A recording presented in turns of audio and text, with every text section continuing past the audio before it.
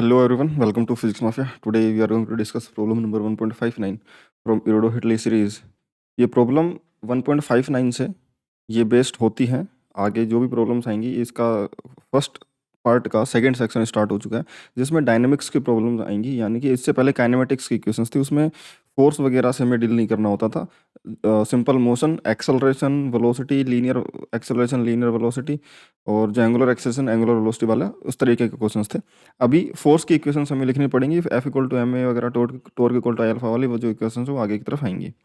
तो पहले F equal to M A यानी कि एनएलएम के तुम समझ सकते हो, एनएलएम फ्रिक्शन के सवाल अभी आएंगे, ठीक है, इस सीरीज के अंदर 1.59 या उससे आगे। इस क्वेश्चन में दे रखा है कि an aerostat of mass M starts coming down with constant acceleration W. Aerostat होता है एक हॉट एयर बलून जैसा, समझ लो एक हॉट एयर बलून है, वो डब्ल्यू एक्सेलरेशन से नीचे की तरफ आ रहा है, उसका मास एम होने की वजह से। मान लो भारी मास है तो बलून पर जो हवा की वजह से ऊपर फोर्स लग रहा है वो उतना सफिशिएंट फोर्स नहीं लग पा रहा कि वो उस मास को उठा पाए और वो नीचे गिर रहा है डब्ल्यू एक्सेलरेशन से, ठीक है। Determine the ballast mass to be dumped for the aerostat to reach the upward acceleration of the same magnitude, the air drag is to be negligible. Air drag यानी कि एयर फ्रिक्शन में consider करना नहीं है। हमसे बोला गया है कि अगर जैसे ये सिनेरियो था कि बलून था तो मास एम था उसमें और वो उसकी वजह से मास एम हैंग था, या फिर बलून का मास एम था ऐसा समझ लो। तो एक कंप्लीट मास एम का ब्लॉक मान लेते हैं कि ये बलून है, उसमें मास एम है और उसकी वजह से वो डब्ल्यू एक्सेलरेशन से acceleration a equal to W दे रखा है हमें, उससे वो नीचे की तरफ एक्सेलरेटेड है।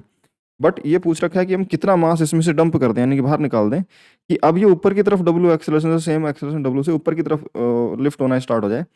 तो हमें वो कितना मास रिमूव करना है, डेल्टा एम वो बताना है, ये बेलास्ट मास कितना हटाना पड़ेगा।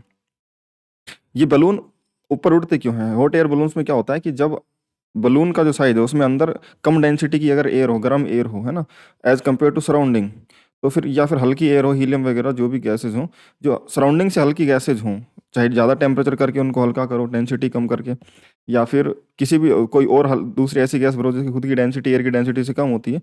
तो कम डेंसिटी की अगर एयर उसके अंदर भरोगे तो सराउंडिंग की डेंसिटी ज़्यादा होने की वजह से, एयर की ज़्यादा डेंसिटी होने की वजह से ऊपर की तरफ एक लिफ्ट मिलता है, बैंड फोर्स। जैसा कि हम अगर पानी में, स्विमिंग पूल में हम नहा रहे होते हैं तो हमें थोड़ा हल्का फील होता है ना, वही वाला सराउंडिंग की, क्योंकि वाटर की जो डेंसिटी होती है वो थोड़ी सी भी जब बढ़ती है एज कम्पेयर टू एयर ज़्यादा होती है, तो वहाँ पर हमें बैंड फोर्स फोर्स फील होता है। हमें एयर में फील नहीं होता, क्योंकि एयर के कंपैरिजन में हमारी डेंसिटी बहुत ज़्यादा है, तो हमें एयर का बैंड फोर्स इतना फील नहीं होता जितना पानी का हो पाता है, क्योंकि पानी की डेंसिटी एयर की डेंसिटी से बहुत ज़्यादा है।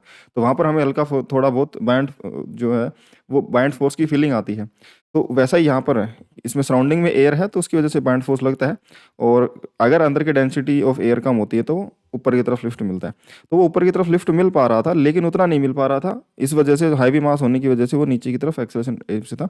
मास एम कम कर देंगे तो अब नीचे की तरफ जो ग्रेविटी का फोर्स होगा एम जी, वो कम हो जाएगा। बैंड फोर्स तो देखो साइज उतना ही है बलून का, अगर तो वॉल्यूम उतना ही है तो डेंसिटी अंदर की उतनी है, तो बैंड फोर्स उतना ही रहेगा। और उसके बारे में कुछ बोला भी नहीं, तो हम बलून वाली सिनेरियो सेम मानेंगे, यानी कि बैंड फोर्स वाली सिनेरियो सेम मानेंगे। तो फिर पूछेंगे कि अब एम जी नीचे की तरफ लगने वाला एम जी कम हो गया होगा, बैंड फोर्स ऊपर की तरफ अभी भी उतना ही लग रहा है, तो फिर ये ऊपर लिफ्ट करना स्टार्ट हो जाएगा डब्ल्यू एक्सेलरेशन से। तो हमें ये डेल्टा एम निकालना पड़ेगा उसके लिए, जो हमसे पूछा गया है। हम मानेंगे कि जो एफ बाइंड फोर्स है बैलून पर वो कांस्टेंट है, उसके बारे में हमें कोई चीज कुछ भी नहीं दी गया, तो हम ये मानेंगे वो वाला सिनेरियो सेम है। पहले इसका मास एम था, एम जी नीचे था और एफ भी ऊपर था। इसका एफ बी डी बनाएंगे तो दो ही फोर्सेस थे। इस एम पर समझ लो कि नीचे तो एम जी लग रहा था इसका एम जी, और ऊपर बैंड फोर्स जो बलून पर लग रहा था उसकी वजह से ये एम मास को ऊपर बैंड फोर्स से खींच पा रहा था। और नेट फोर्स नीचे की तरफ था, क्योंकि एक्सेलरेशन नीचे की तरफ है, तो M G minus F B ये नेट फोर्स बनेगा। तो M G minus F B equal to इसका mass M into acceleration A हमें डब्ल्यू दे रखा है, तो डब्ल्यू, ठीक है। सेकंड सिनेरियो में जो हमने मास हल्का कर दिया डेल्टा एम, जो कि हमें कैलकुलेट करना है डेल्टा एम, तो डेल्टा एम मास निकालने के बाद इस पर नीचे की तरफ जो लगेगा एम जी, उसमें m minus delta M into g लगेगा। लेकिन बैंड फोर्स बलून का अभी भी उतना ही है, तो ऊपर की तरफ एक्सेलरेटेड होगा, तो इस बार एफ बी फोर्स बड़ा होगा इस नीचे वाले फोर्स से। तो हम ऊपर का फोर्स माइनस नीचे का फोर्स, क्योंकि ये ज़्यादा बड़ा है और इसी के डायरेक्शन में एक्सेलरेशन भी है, उसी के डायरेक्शन में हम पॉजिटिव डायरेक्शन मान करके सोल्व करेंगे। तो एफ बी माइनस ये जो इसका एम माइनस डेल्टा एम बचा हुआ था, ये मास इंटू जी, ये नीचे की तरफ लग रहा होगा, तो ये नेट फोर्स आ गया इक्वल टू इसका मास, मास खुद अभी भी एम माइनस डेल्टा एम है, तो टोटल मास ही बदल चुका है, तो एम माइनस डेल्टा एम मास एम इंटू एक्सेलरेशन डब्ल्यू, क्योंकि सेम एक्सेलरेशन डब्ल्यू से ऊपर की तरफ जा रहा है। इन दोनों इक्वेशन में क्या करना है, हमें एफ बी को एलिमिनेट कर देना है और डब्ल्यू कैलकुलेट कर लेना है, क्योंकि इन दोनों इक्वेशन में दो अननोन है, एफ बी एंड डब्ल्यू दोनों कैलकुलेट होकर आ सकते हैं कि जो बलून है उसकी वजह से ऊपर की तरफ कितना लिफ्ट मिल रहा है या फिर बोल रहे हैं उसको कितना बैंड फोर्स मिल रहा है, और साथ ही साथ उनकी एक्सेलरेशन डब्ल्यू क्या है, इनिशियली नीचे आने की और फाइनली ऊपर जाने की। तो यहाँ से एफ बी निकालो, इसको इधर भेज दो, इसको भेज दो, तो M G minus M into W वो यहाँ पर रख देंगे और इसको सोल्व कर लेंगे तो डब्लू निकल के आ जाएगा।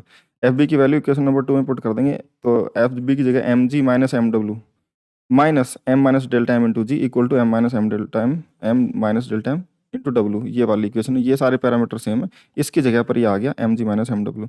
इसको आगे सोल्व कर लेंगे, माइनस से अंदर मल्टीप्लाई कर देंगे, जी से अंदर कर देंगे, तो ये कट जाएगा, एम जी से एम जी कट जाएगा, और ये एम डब्ल्यू उधर चला जाएगा और डेल्टा एम डब्ल्यू इधर आ जाएगा, जी के डेल्टा एम इंटू, सॉरी सारे डब्ल्यू ही हैं इसमें, तो इस एम इंटू डब्ल्यू को भी इधर भेज दो, तो m plus delta M into g ये बच गया इधर की तरफ।